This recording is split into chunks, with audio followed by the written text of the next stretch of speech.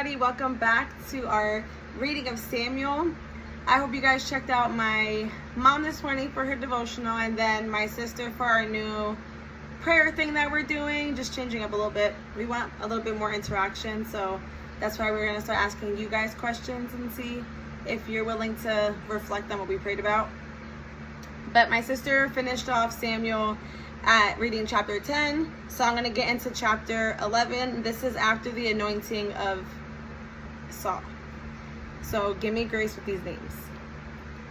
Saul defeats the Ammonites.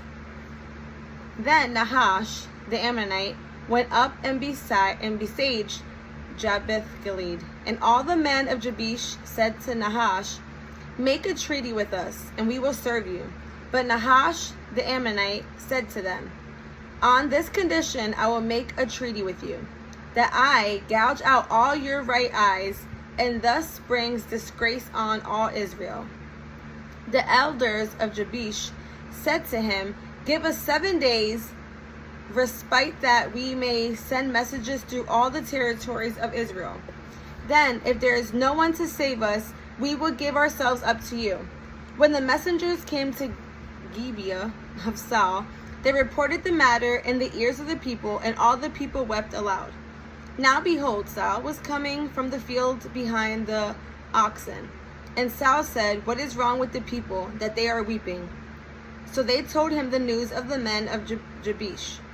And the Spirit of God rushed upon Saul when he heard these words, and his anger was greatly kindled.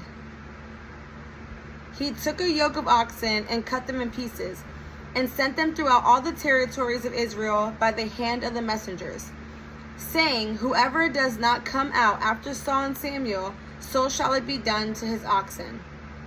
Then the dread of the Lord fell upon the people, and they came out as one man. When he mustered them as Besek, the people of Israel were 300,000, and the men of Judah 30,000.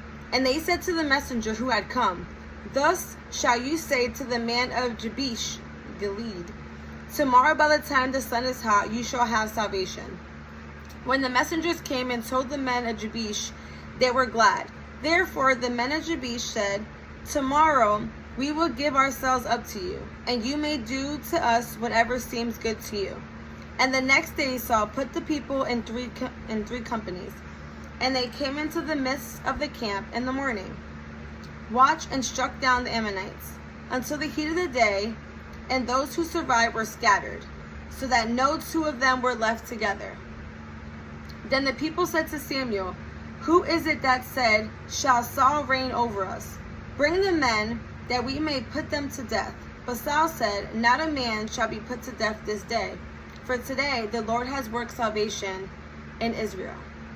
Then Samuel said to the people, "Come, let us go to Gilgal, and there renew the kingdom." So all the people went to Gilgal, and there they made Saul king before the Lord in Gilgal. There they sacrificed peace offerings before the Lord, and there Saul and all the men of Israel rejoiced greatly. Sorry again for the names, but that is chapter 11. I will be back in a few with my afterthoughts.